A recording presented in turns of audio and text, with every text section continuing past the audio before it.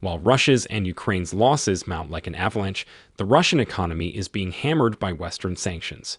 However, Russia may face even more significant issues as a result of the expense of the invasion-oriented war that the Russian army launched in Ukraine at the direction of the Russian president.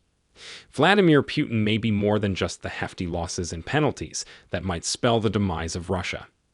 The North Atlantic Alliance has a far better reputation than Russia and is far more popular among non-aligned countries. This was notably true for the Baltic nations, where security concerns prompted the long-neutral Baltic republics, Sweden and Finland, to join the NATO alliance. This is a scenario that Russia would not have allowed only 4 months ago, but the reputation that Russia's army and leadership have suffered as a result of the aggression in Ukraine has forced Russia to respond considerably less strongly to Sweden and Finland's application. In summary, Russia has lost its position as a danger to the NATO alliance in the Baltics, leaving it defenseless, and this is likely only the beginning. The North Atlantic Alliance is now reacting considerably harsher to Russia and is adopting even more dramatic steps in the Baltics and Eastern Europe to counteract the prospect of Russian aggression against the Baltic nations and the Baltic Sea. In Sweden, the North Atlantic Alliance is conducting a massive naval operation against Russia. At the moment, more than 4 to 5 NATO warships are entering the Baltic Sea and docking in Stockholm.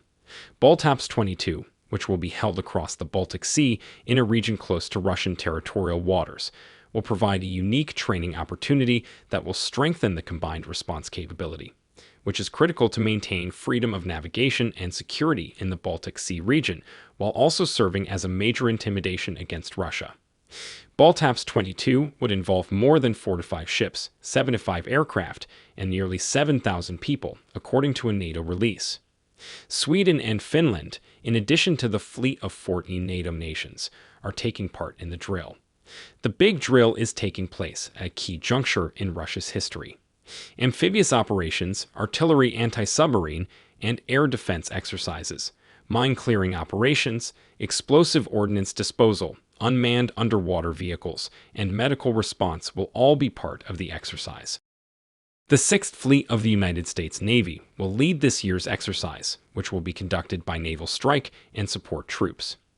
At least 3 U.S. warships have arrived in the Baltic Sea ahead of 2 weeks of multinational drills.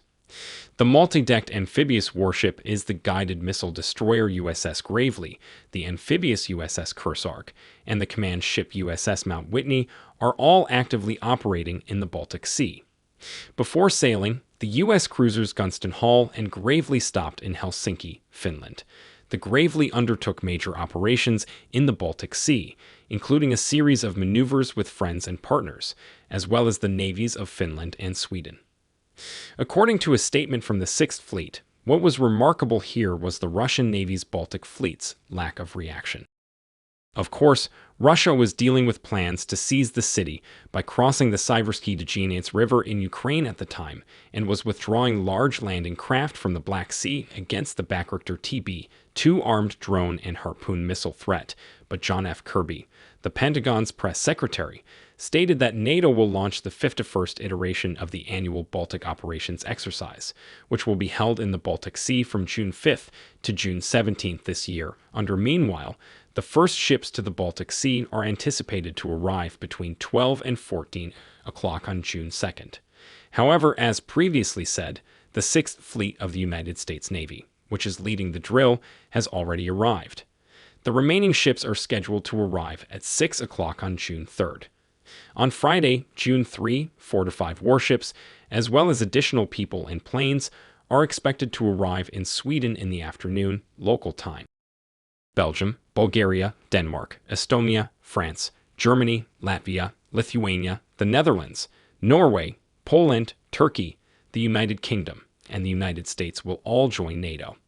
Furthermore, NATO partner nations, Finland and Sweden, will take part this year, with Sweden hosting the exercise.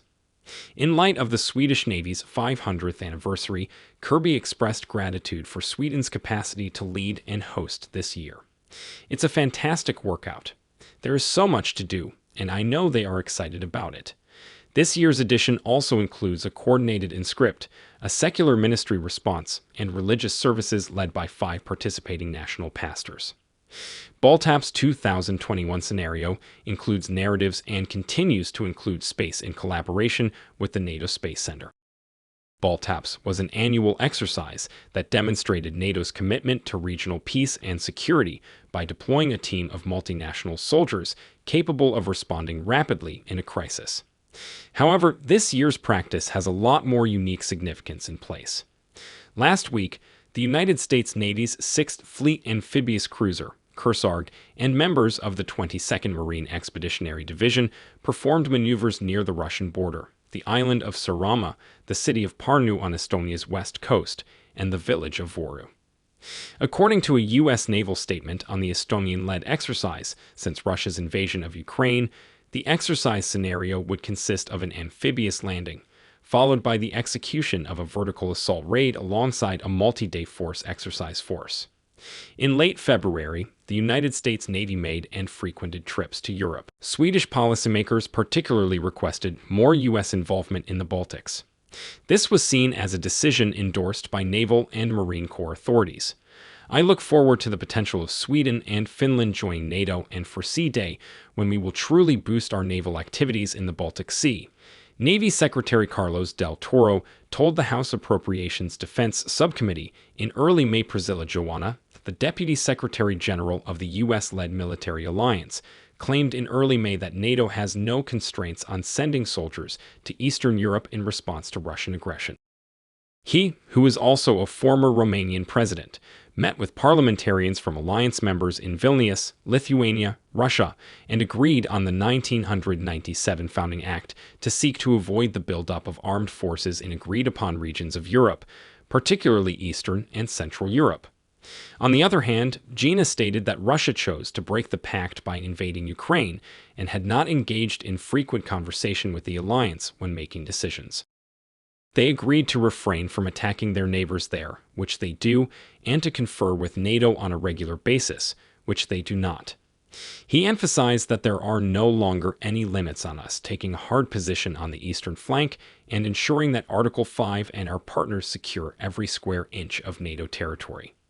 Finland and Sweden have sought to join NATO this month despite Russia's warnings of military and political punishment if they join on May 21st, only 3 days after Finland filed its application.